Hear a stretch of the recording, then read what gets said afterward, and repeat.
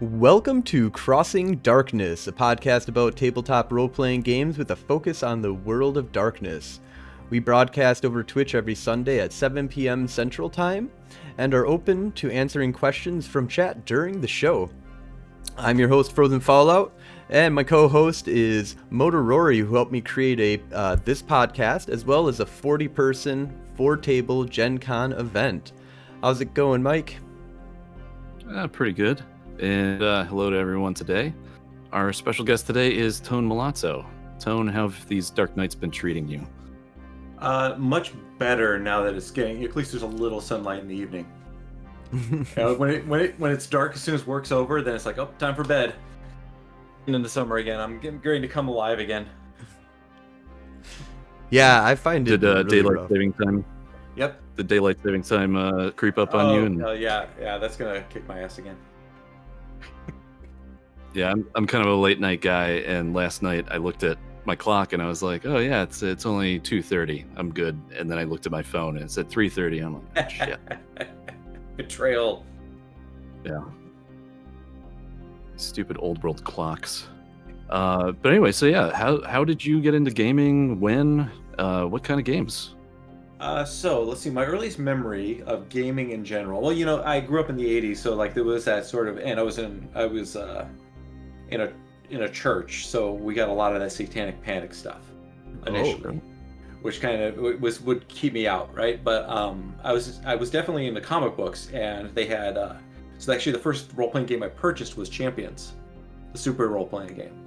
But I didn't purchase the rule book. I had to purchase what they had on stock. So I got like, was it Death Day with the Destroyer? No, that's the Villains and Vigilantes book. There's Island of Dr. Destroyer or something like that. So you ever occasionally hear a story about somebody who buys the monster manual but doesn't buy the player's handbook? Mm-hmm. And they just sort of like deconstruct stuff. I think Kenneth Hyde's stories like that. Like he and his friends only had that one book, so they had to deconstruct it and make something else. So that's what I was trying to do. But Champions it's not just role-playing game, it's an exercise in engineering. If you're familiar with the game, you have to like basically build all the powers from scratch, and then you get lines in your character sheet like 10 d6 EB half end 0, which makes no sense to anybody outside of the code. It's like kind of like coding. So I didn't have much success with that. Eventually I got around to just having the book and building lots and lots of characters badly, but nobody would play. I didn't know anyone who was going to play with me, and I eventually had a friend who played D&D, so I had to make the bridge over. Yeah, because you can have all the books on your own, but you're not really a role player if you're just sitting there by yourself. Now there's this movement now to solo role playing, which wasn't available back then. But so yeah, I D&D by default, I would say, for a long time.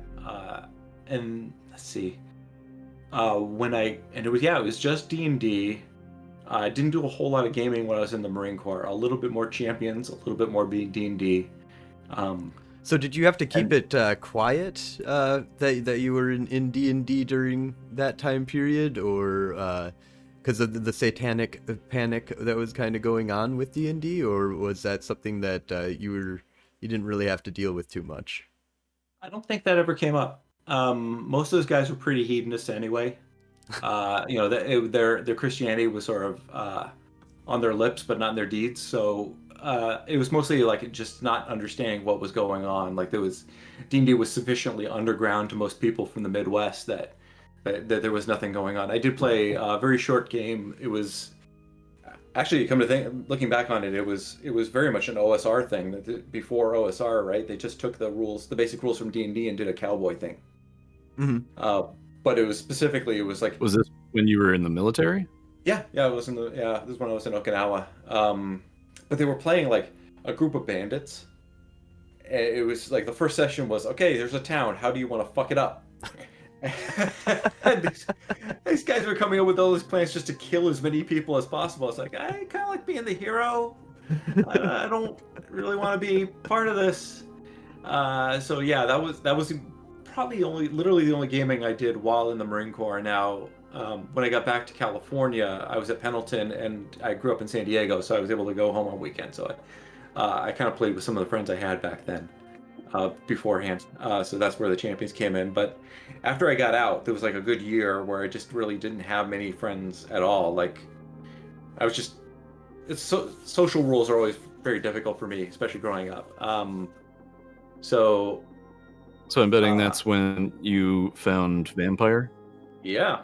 So it was just a flyer in the comic book store. Somebody was starting a new Vampire LARP, and he just used the out of the book live action setup where it's all a bunch of pre-gen characters and stuff like that. And if I show up, and my social anxiety was enough that I was like, what the fuck have I gotten into? Like, I'm surrounded by strangers in black. I don't know the rules of this game. But then part of me just said, fuck it. You don't know anyone here, so just go for it. And I decided to be just a big old asshole. I was some sort of gangrel who was vying to be part of the gang of anarchs that were the central part of that scenario.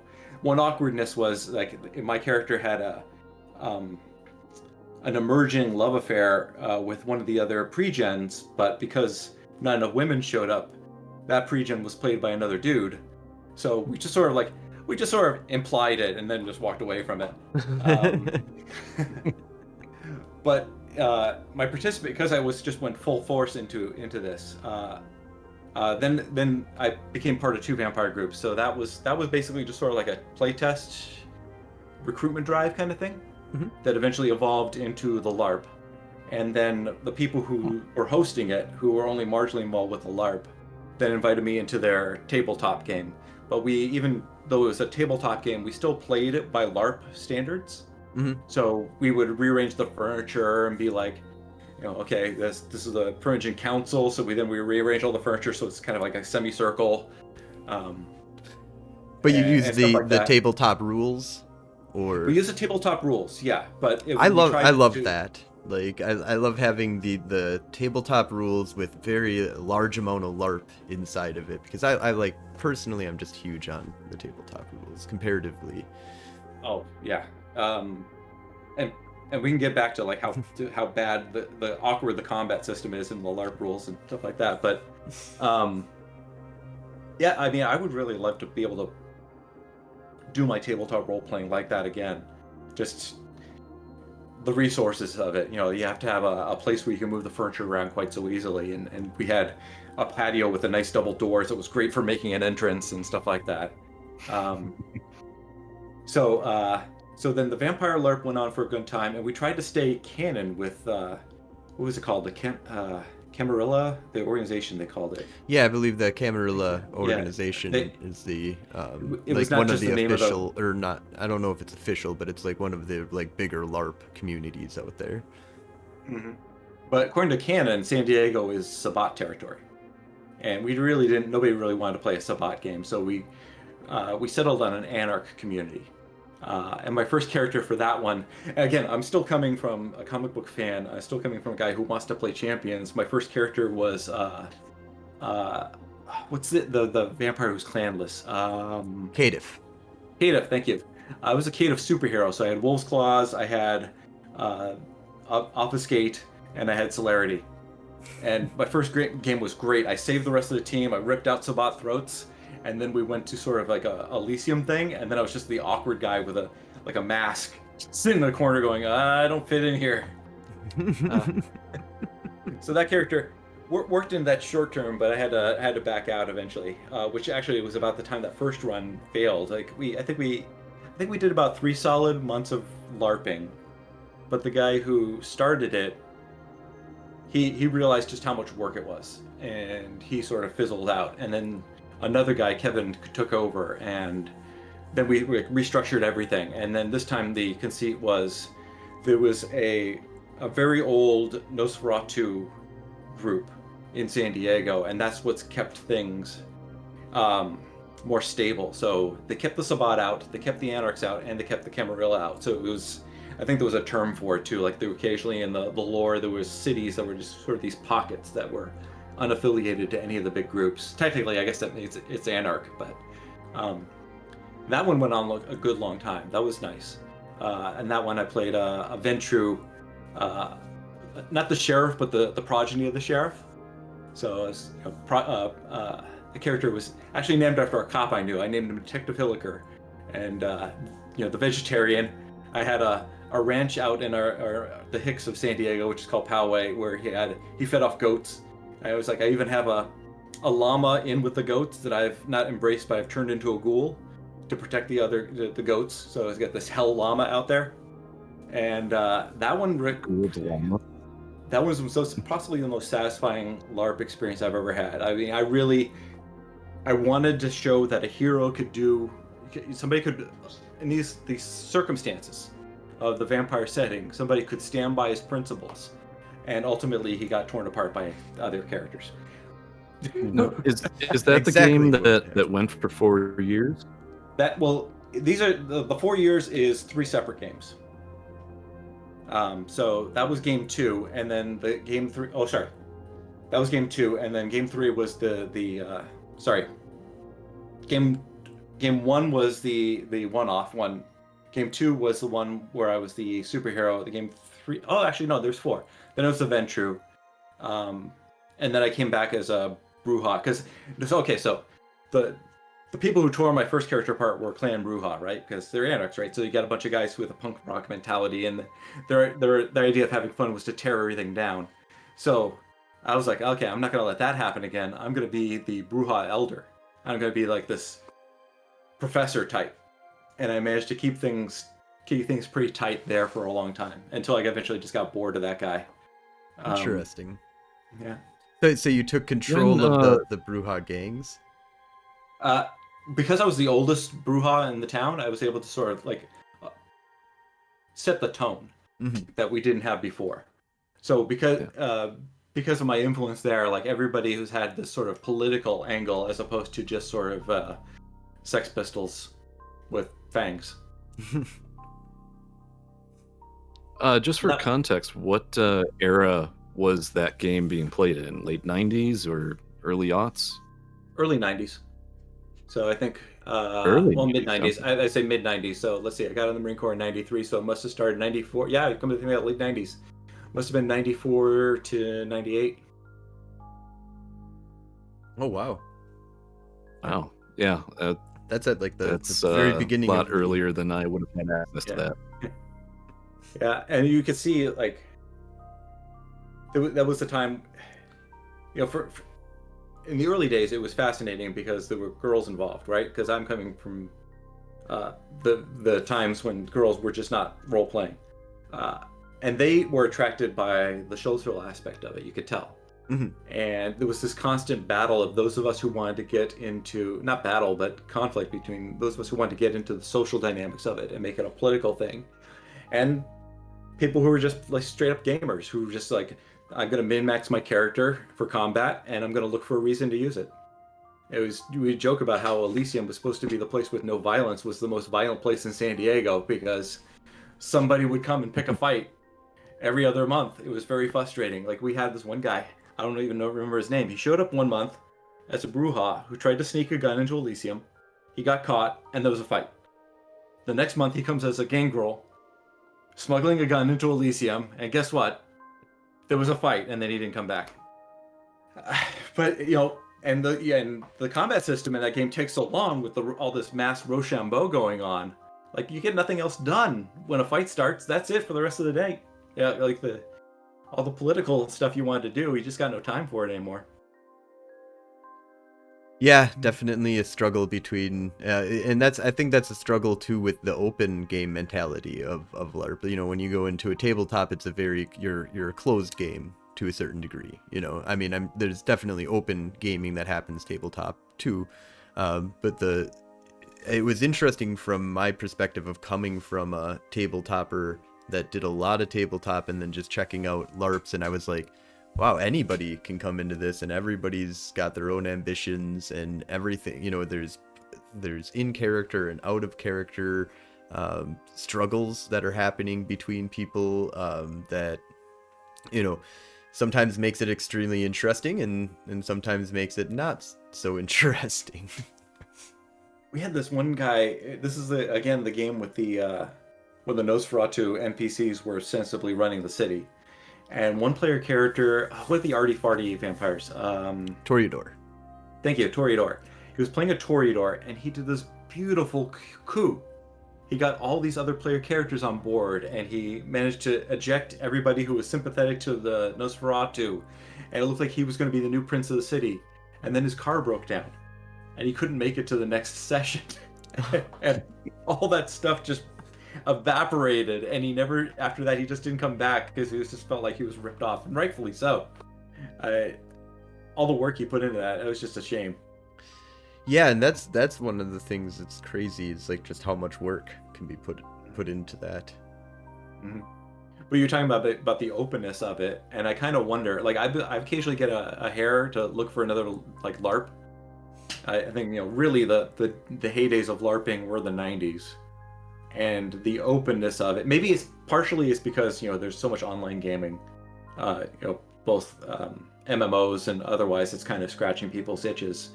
But a part of me suspects that there is still LARPing going on, but it's underground. Like they vet people before they let them into the games. I can say that there's a lot of LARPing going on. Oh yeah? Yeah, not so much here in San Diego. Diego. A lot more than people know about. You make it sound like Fight Club. It is a lot of online online communities that are like in accessing, and local communities that are built up. But I do think that it isn't that it's not open, it's that it's just not sought after or publicized as much, I would say. Yeah, I don't think it's publicized. It's not advertised. Like you said that you found the advertisement for it in a comic book shop. And I think that's the difference between the 90s and today. It was just getting off the ground, and they were trying to get completely unaffiliated people into it. And now it's just you just go to your LARPing community and you find your people. I think I'll try that. I mean, yeah, it's I know that colleges are something that they used to hit up, even in the last 10 years or so. That was quite a bit of the college community was something to try and reach out to. So a lot of the times there would be some kinds of advertising there, but truthfully Facebook is where you can kind of go and try and find where you're going to find probably a lot of these communities, because that's where a lot of them use Facebook as their way of communicating with people, as well as being able to have an environment where people can just kind of easily join, because so many people have Facebook. So and it's kind of funny because a lot of them actually probably wouldn't have Facebook if it wasn't for the LARPing community, and they're forced to, so they just have their character as their There's an emotional intensity to LARPing that I still don't get from the tabletop sessions. Like when another person grabs you by the lapels and pushes you against a wall, or you grab somebody by the ear and drag them in, and because you've managed to penetrate their office gate, and you're like, look at this fool. Just those moments you just don't get. Yeah, I feel like there isn't just as much. It's harder to get into the whole drama at the table, and I feel like that is even harder when it's gone digital now. So have you been doing a lot of like the new digital Discord gaming and stuff like that, or are you still doing in-person gaming? No, I've been strictly quarantining. So we moved, my gamer friends have moved all our operations online. So right now I'm running 2 games. I'm running Blades in the Dark, and I'm running Monster of the Week, both through Discord and Roll20. So you lose a lot. Definitely, but you gain something too. So like I got a voice modulator software, so when I'm playing an NPC, I can, if I want to be a woman, I just click it on woman, and now I'm gaming mastering as a woman. Although I sprung that on my Monster of the Week group. There was a crop circle which ended up being a labyrinth, which had a minotaur in the middle. So my minotaur makes this big appearance. He's a farm boy who just rips his shirt off and he turns into this big minotaur.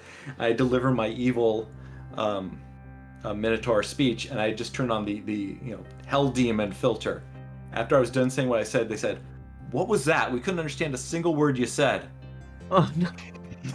It just sounded to them. It just sounded like.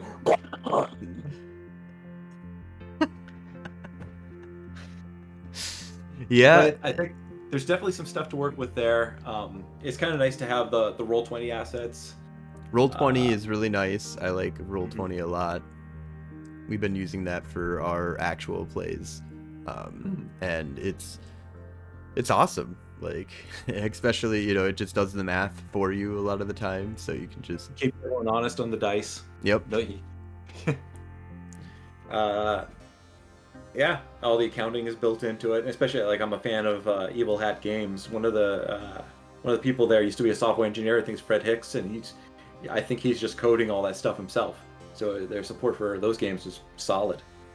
Yeah, it's something that I've been toying around with, an idea of making a system, and I'm like, I'm definitely going to have to learn how to get it into Roll20. Like, that's just, if I did a tabletop system, that would be the number one spot that I would want to have my rule set in. Yeah. I'm working on my own Fate condensed set piece, and my ideal, because it's a spy theme. Almost every game inherently has all the spy skills built into it, right? Because spy skills are role-playing skills, right? Sneak, investigate, pick locks, attack, etc. So fortunately, all that stuff's kind of built in there already for me. Nice. So you're doing like the D20 system then? No, it's Fate condensed. Oh, Fate condensed. Okay, yep. Actually, I'm starting to think I also want to do it Savage Worlds, mostly just for market share. And because my ideology has been to stay, I only add a rule if I have to. So there's very little I've added to the system. And I think I can apply that same ideology to Savage Worlds and probably quadruple my market, my audience size. Interesting. Is that the system that you were developing as the setting for one of your books? It's off of the setting from one of my books. So yeah, thank you for that. So the Faith Machine is a psychic thriller. The elevator pitch is the X-Men in the X-Files. It's a team called Project Deadline. It's 6 psychics led by 1 spy. And when I was still unpublished, one of my beta readers said, this would make a good role-playing game. You should write that up.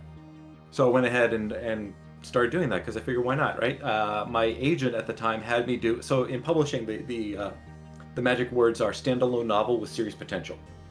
So she had me outline 2 more novels. Plus I had all these notes and stuff that I had done my research that didn't go anywhere, right? They didn't work into the first book and they didn't work into later books. This is all based very much...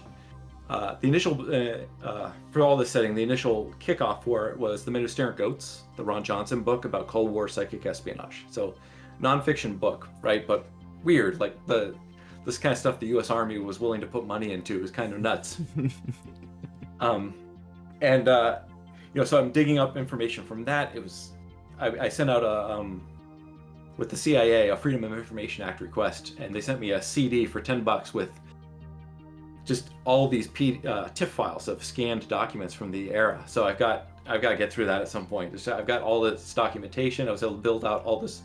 I've got 3 novels worth of bad guys and supporting characters and all that stuff. So then I just started taking all those notes and putting them into a world book, essentially, for role playing.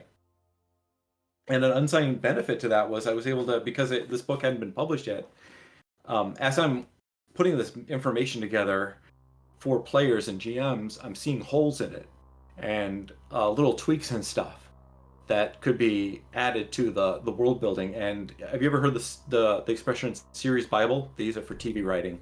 No. Oh yeah. So it's like one document, which is like, this is the authority, this is the truth of this series. Yep, so like Star Wars will have their Bible. Truth. Yes, yep. Essentially what I've done is write a series Bible for espionage. And like little things, like I had spies in the spy world, they have a lot of jargon, right? Moles and honeypots, etc., etc. So I wanted my own jargon because that's more trademarkable and such. So I went with a playing card theme. So a psychic is a card, and then the person in charge of the psychic is a player, and then a hand is a team of cards. And that's all I had at that point. But then when I'm writing up the role-playing game, I'm like, well, who's the player's boss? Well, that's got to be a dealer, and the dealer works for a table, and then a table would be like the CIA, the FBI, etc. Those are tables under a house. So the American house, the Chinese house, etc. Yep. And then all the psychic espionage scene is just called the Strip. Oh, nice. So That's if I hadn't done brilliant. the role playing game, thank you. I'm very proud of that idea. If I hadn't done right up the role playing game, I wouldn't have got that. Wow, yeah, that is awesome. That is a great way. Wow. What's the era that game would be set in? Would it be Cold War? I'm sticking contemporary, but I do Oh. like the Cold War feel. But my day job is I work in IT, and I'm familiar enough with what's going on with real world espionage that it's almost all digital now, right? Mhm. And I can't think of anything more boring than to read about guys sitting at computers, running bots and code and stuff like that. So the idea being that the Strip needs to stay secret from the rest of the espionage world, so they purposely don't put anything on computer. So everyone who's involved in the Strip still has that Cold War microdots and dead drops and stuff like that. So I'm maintaining that Cold War vibe, but set in the present. Yeah, Really? so it's like it's our world, but there's still like a psychic Cold War happening somewhere underneath. And yeah, that actually sounds pretty good. And it's not Wouldn't connected mind to running the a game. internet, but it's still in the present. Like that's odd. And then you add the psychic into it, and you make it this whole like, wow, yeah, well, brilliant. Definitely gonna have Hey. to pick that up. Like that's 100%. Well, I'm hoping to kickstart it this year. Awesome. So, but you have the book already out.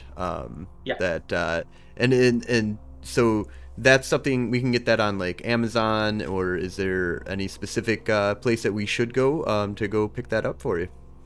It's all the same to me. So it's digital and print on demand, which means you can order it from any bookstore.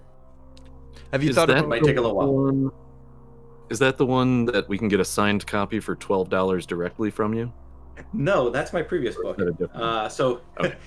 My previous book is Picking Up the Ghost. It's a young adult urban fantasy about ghost lies and voodoo on the Mississippi, and a young boy who has to use magic to get in touch with his dead father to settle some business because a curse intended for his father lands on his son.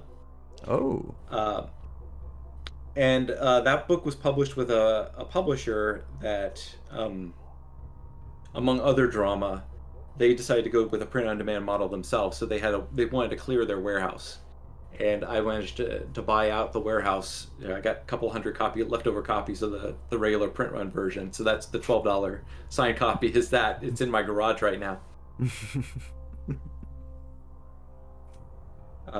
Maybe that won't come back in print right now. Right now, I just have it digitally on Amazon and Drive Through Fiction. have you thought about doing or looked into anything for Audible? So the first book is on Audible. So the way it works, and my information on this might be a little dated, but you an Audible deal is sort of brokered with Audible, and you have to get somebody to read it. And last time I heard, it was you basically find somebody willing to read it, and then the two of you kind of go in on it and split the residuals from going on from that point. Mhm. My current publisher is not going through Audible. They're going through another service to do their audiobook, and I don't know what the terms are on that, but we are going to get an audiobook eventually. Cool. Yeah, I'm a huge Audible, like driving and listening to a book. I made my wife go nuts as I drove to Indiana or to. And you make her listen to starting in chapter 35. No, I usually start at the beginning when I start the car Okay. ride, but she just goes, "I don't understand what's going on" by chapter 5. Of course, I listen to weird books like Snow Crash and Empires of Eve. was what I was mainly listening to recently. When I was commuting more, I definitely had an Audible account. Yeah, that I've been really happy working Yeah. from home lately. I don't have to worry about any commute. Yeah, but then we got my publisher. Her day job is in the entertainment industry in LA, so she's very well positioned to broker deals with studios. So we're shopping it around. We basically put together what's called a pitch deck. So it's you kind of take what you got and you arrange it in what you think TV and movie studios might be interested in. I'm kind of pitching the characters first, as opposed to the plot. I don't know if the plot necessarily fits into a TV or a movie, but if they want to take the characters and make a show out of it, I don't mind. Yeah, Oh, that that's amazing. Mm-hmm. I mean, that's what made the Dresden Files a big hit. Do you remember that Dresden Files TV show that was kind of? Mhm. It I wasn't- love Dresden Files. It wasn't the TV show wasn't particularly faithful to the book, right? And Mhm. it wasn't a big hit, but that was launched the property into its mega success, right? It got it the exposure that caused the books to really sell. So Yeah, everybody wants to read the books because they know that's where the good stuff is after. But you Mhm. get excited by a movie or show that you would have never known that these books existed. it's the exposure. That's what you're really getting. Yeah. Yep. Awesome. So is there anything that any future projects, any major big things that you have coming up that you're looking to be doing in the future here? Well, I'm kickstarting the role-playing game this year. If I keep saying that out loud, I'm actually going to do it. I did have a thought just a couple of days ago. Okay, so I got the role-playing game, the rules set, right? Because it's mostly Fate condensed. I added a couple rules. How familiar are you guys with Fate? Not much, actually. very. I'm Okay. familiar that it's a gaming system, but yeah, I haven't actually played it. So Fate is kind of it leans heavily into the narrative aspects of it. So a character is made up of aspects, which are narrative devices, as opposed to just sort of like in GURPS, where character is a series of numbers. Mm-hmm. So you can play it in a bunch of different ways. You can play it in a cinematic way or a strict way if you want, without much tweaking. So almost any and then the spy genre is already in that pantheon, right? You can go from Austin Powers to Tinker Tailor Soldier Spy, and that's all spy fiction, and it various levels of ludicrous. So I got that kind of covered, and I just added a few extra rules like for agencies. Excuse me. So it's an agency is a core element of the espionage genre, right?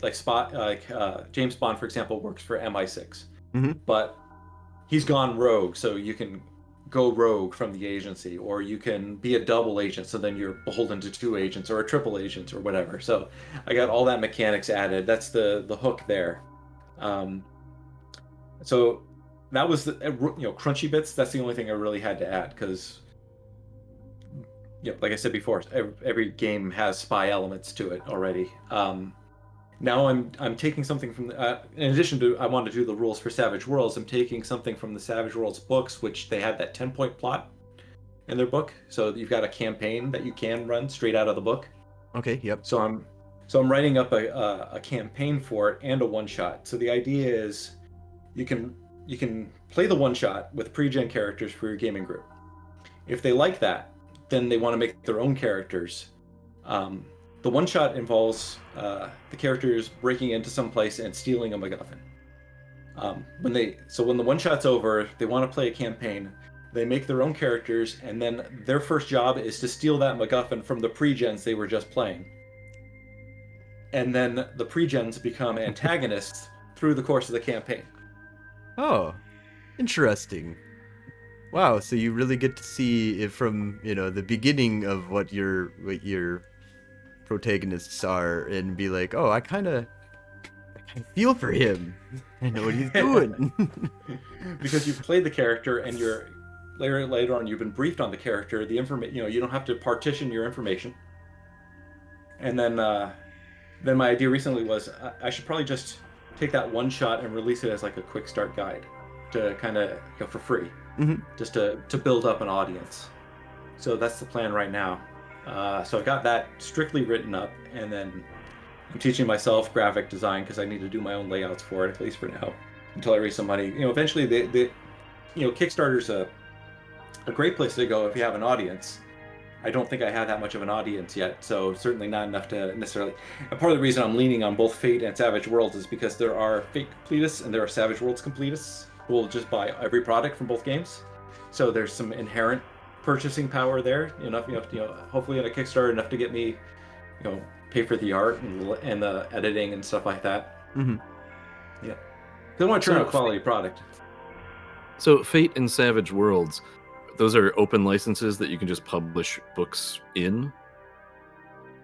So Fate is open. Savage Worlds is a little more strict. So Savage Worlds has an approval process to put the official Savage Worlds label on it. But if I don't get that process, then I'll just simply release a second document for free, because Savage Worlds says, okay, if basically your Savage Worlds gives you their stamp of approval or not. But from what I know of intellectual property laws, you can't copyright actual rules. So I can churn out the Savage Worlds document for free, and then it would just be like the essentials, and it would supplement the Fate document. Right. Yeah. But I'm not a lawyer. So I also think there's a small enough potatoes that nobody's gonna sue me. So. Well, there's the from what because we talked to Onyx Path kind of a little bit about this kind of stuff when we were trying to develop an EVE Online kind of RPG that we were gonna kind of looking into. We had all these kind of crazy possibilities. None of that ever worked out, but when we were talking to Onyx Path about their experience with how are they making their own system, it's so similar to White Wolf, and what can we do to do like their system or White Wolf system? What do we need to do for that stamp of approval type stuff? And he's like, well, if you want to do it yourself, you just change up a bunch of names, like just change some things here and there and make it your own. And I mean, like, we're not a cutthroat industry, kind of like some other industries that are out there. And in general, that from what I understand is you can't just say that, rolling a D20 plus your strength plus your attack or whatever you want to call it gives you your against a defense thing. You can't be like, I'm copywriting that whole concept. You can copyright like specifically strength plus dexterity in this system, and how it, like, if it's exactly the same exact thing, then yes, you probably in possibly, unless your D20 says go ahead and do whatever the heck you want. They're an open system. They say you can take this and just copy us exactly and then make your own stuff. But other games, you just, tweak things just a little bit, from my understanding. But once again, I'm not a lawyer either, so. Well, think about it this way, get even more atomic, right? I'm going to copyright drawing a card. The act of drawing a card from a deck. The implications of that, right? Right. Yes. Yeah. Absolutely. Like, yeah. That's Vegas owes me millions. And I think actually, in addition to gaming, I think the idea that you can't copyright rules like no running by the pool.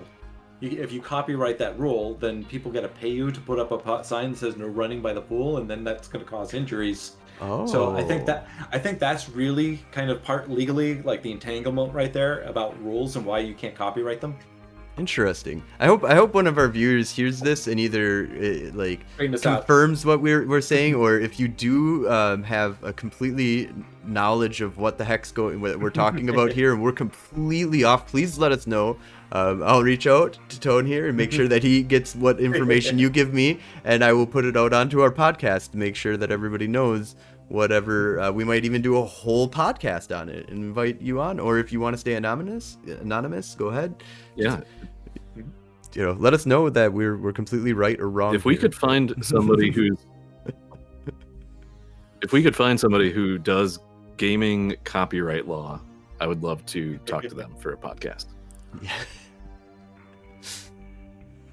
But yeah, that's interesting that you're in that arena and kind of charting out those waters, and we're kind of much farther behind on that, but definitely it's something that we're definitely interested in as well, and I think that a lot of people would be really interested in just how do you make your own game in this new universe that we have with all of how do you get it out there, distribute it, and everything. So are you primarily, you said you're working with a different like a specific publisher. Do they work mainly with like Amazon for distribution and stuff like that, or is it more smaller specific other places that we should check out that we could put into our show notes? Okay, so there is a distributor, but you don't need to know who they are. Basically, they are the person who handles the print on demand aspect of it. Mm-hmm.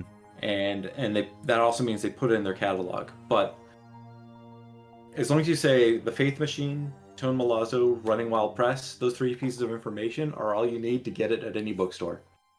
Awesome. If you like a local bookstore, get it there. If you like Amazon, get it there. Doesn't matter to me either way, as far as financially. Yep. Awesome. Pretty easy. So do you plan on going to any like conventions or anything? Have you do you do the convention scene at all? So here in San Diego, I've been going to Comic-Con since '84. I think that was my first one. I think I was 13 then. And then I used to work with Comic Fest, who's another local comic book convention. And so that was an interesting experience. I wanted to see how the sausage was made at conventions. And let me tell you, I'm not complaining about anything at a convention ever again. I'm amazed that they get off the ground after witnessing it from that side of it. I was a volunteer coordinator. I was programming coordinator too. And let me tell you, like, every panel is a miracle. Lately, I've mostly been going to gaming conventions. I did a couple in LA.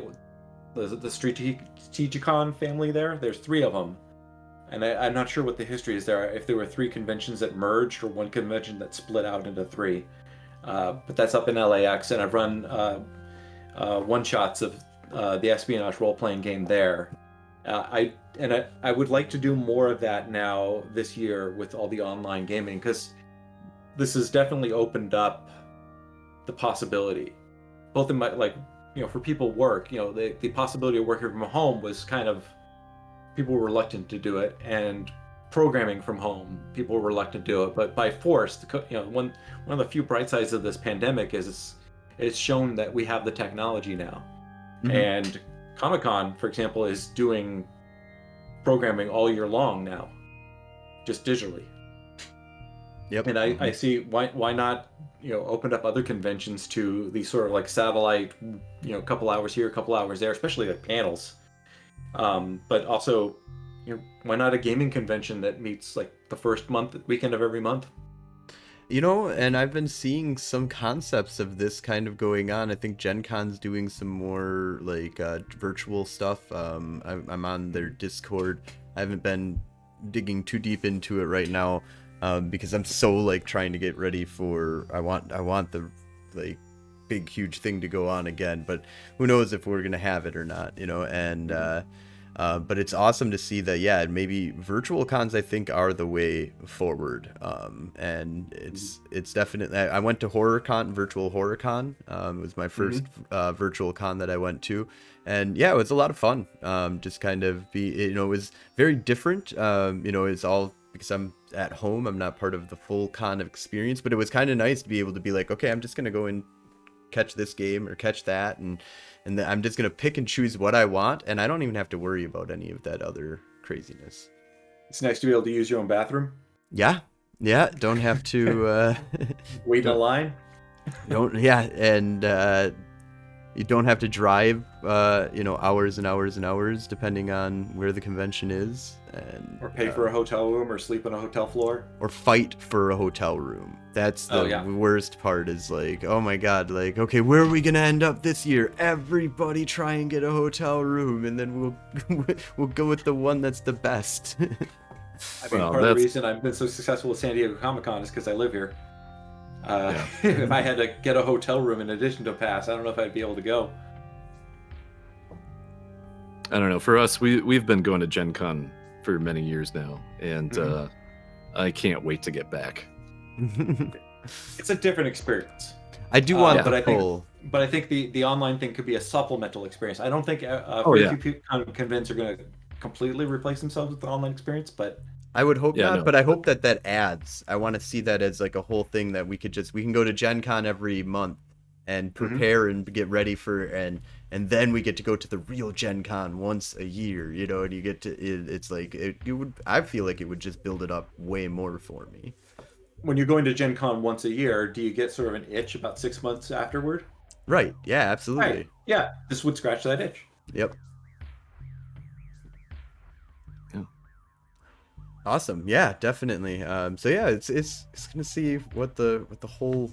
I'm interested to see. I'm very hopeful for the revolution of technology. I'm a virtual adept if I would like drop myself into any kind of tradition, and our future is good. Like we're winning all of the wars in the virtual adept side. I mean, it's getting a little crazy out there. We're really sorry about the Facebook stuff and all the disinformation and stuff, but we kind of are about the freedom of information. And I'm sorry, yes, sometimes you're gonna have to learn what's false and what's true information, but we don't want to block all the false information either, because that's kind of the point, because sometimes you don't really know what's the false and what's the true. So who gets to dictate that? Nobody. Let's just open it up.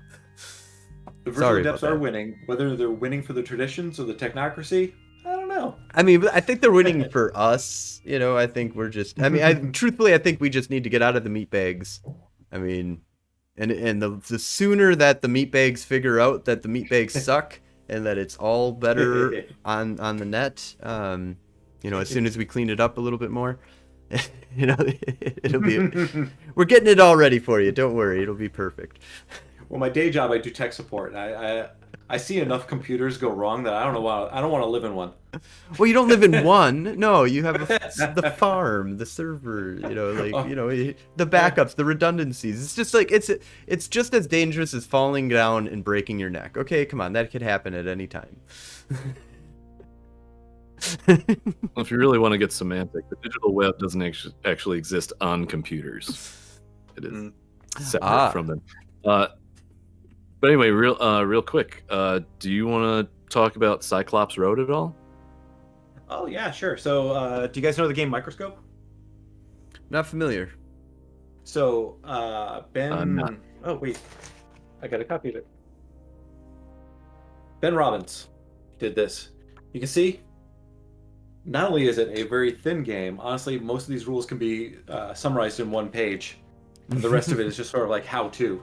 So you start when you play this in person, you have a group of friends and you have a stack of blank index cards, and it's a world-building game. You decide what your conceit is that you begin with, which is the high concept, and you each take turns adding elements to it. And this has been useful. People who want to play a homegrown game will sometimes start with a game of Microscope. And we all know roughly we want to play something kind of, you know, Lord of the Rings meets Marvel Comics.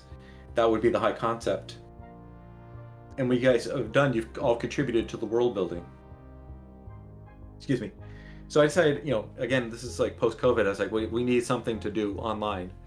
And I was also thinking about other writers like myself writers who warrant to appear on talk shows, unlike myself, when they're on a talk show like the Tonight Show or something like that, they never really get to show what they do, right? Comedian gets to be funny, singer gets to sing, actor gets to, you know, be present.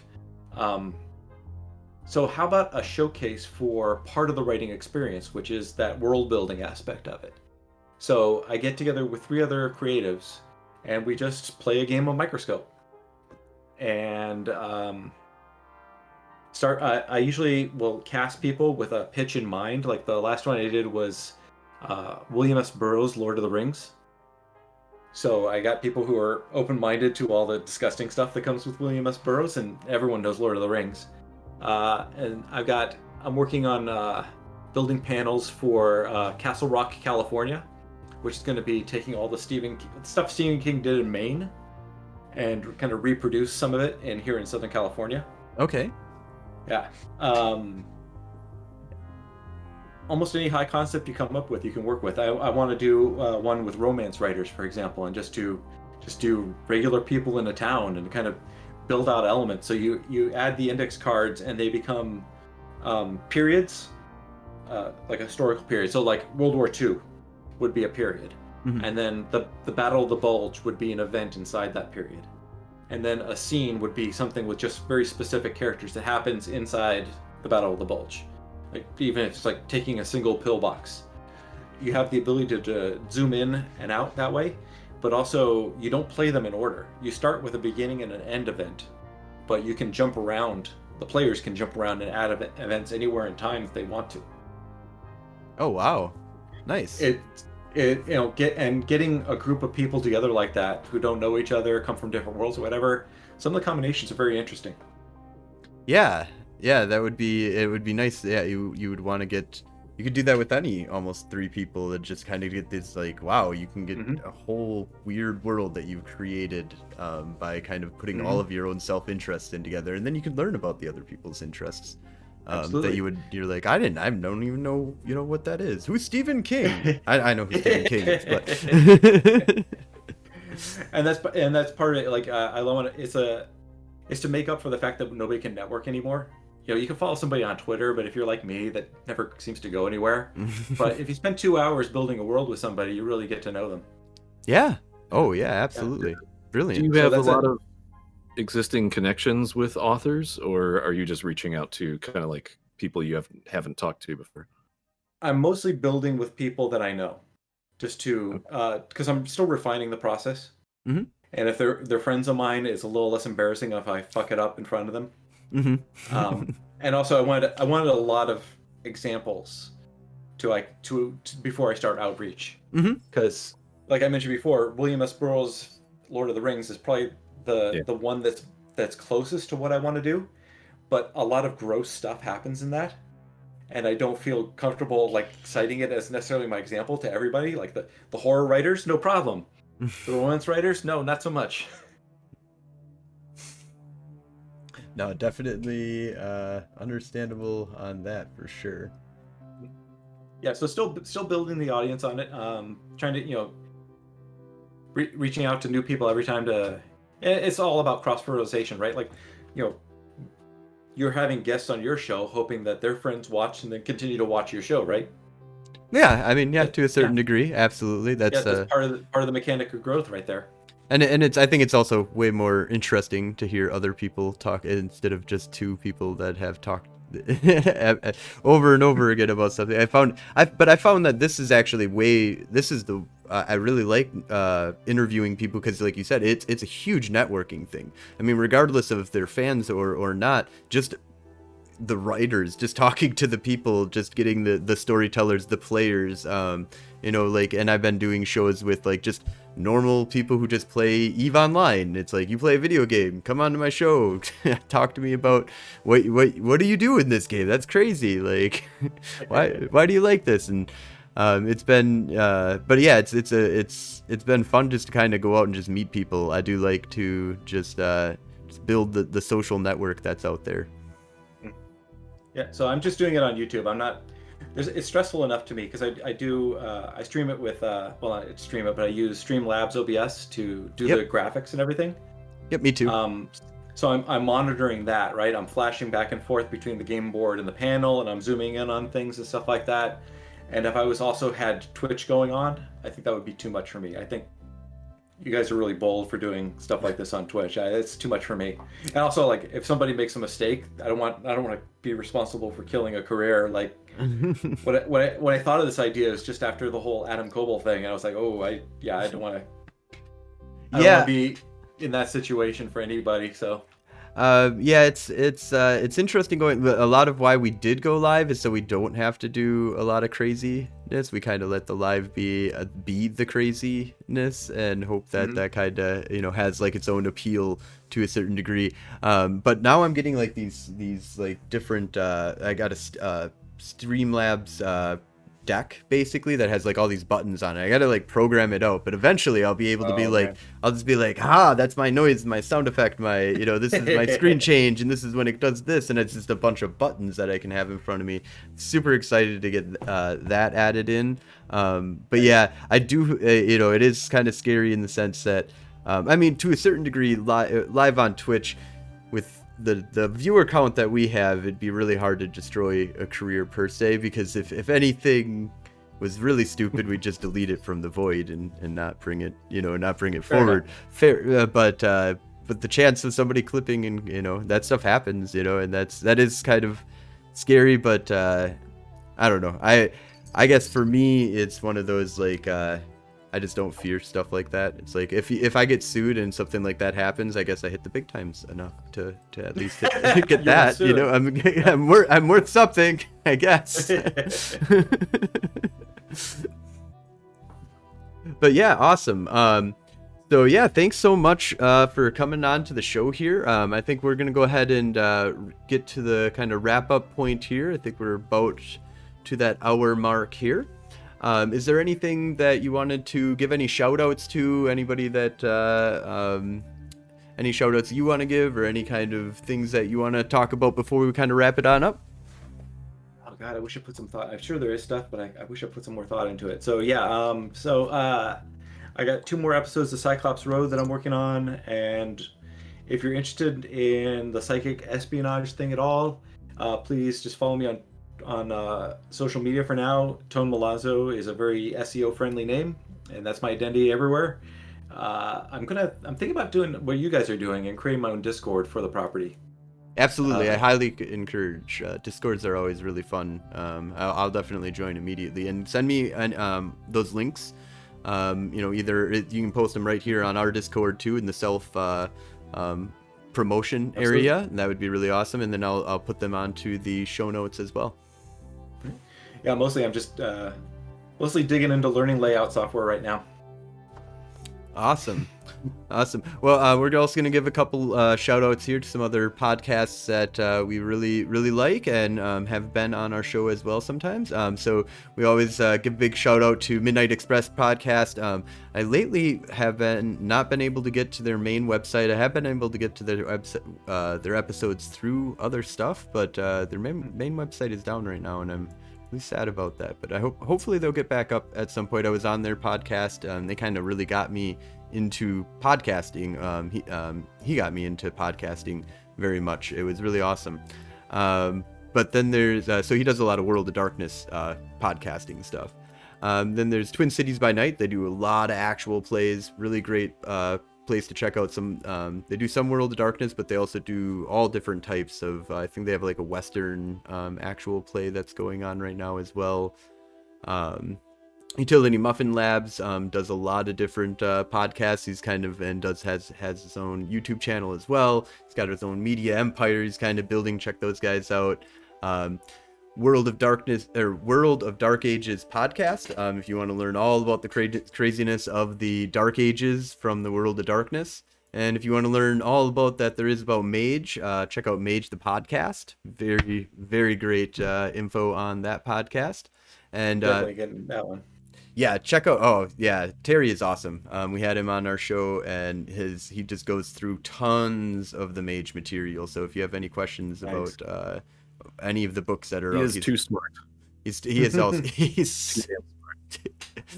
And he made me feel not smart. And if you enjoyed our show here, go ahead and just give us a like. We're on or a follow or whatever, to the thumbs down if that's how you represent your love for us. If you hate me, let me know it. Yeah, that too. Yeah, just at me on Twitter and tell me what a tard I am. I can feel like I'm worth something to hate at least, But you can check us out on Twitch, YouTube, Instagram, which is just a bunch of my cats, which Leia right now is like, hey, what's going on? So this is Layla, Princess Layla. She likes to come on the show every once in a while. And then you can check us out on Twitter as well. And don't forget to tune in to our Mage game, Mage the Ascension Technogate 1999 on Monday nights at 7 p.m. Central on Twitch at twitch.tv/Golden Age Stories. And remember, that's Gul'dan spelled Guldan. Yeah. And next week we will be interviewing a good friend of mine, Relic Bloodlore, who helped create our 40-person, 4-table Gen Con World of Darkness event that we did. And so he'll be on to kind of talk about that and all the other crazy gaming stuff that he is into these days. Thank you all for watching. Thank you so much for being on the show, Tone, and have a great night, everyone. Thank you guys for having me on. Love talking gaming.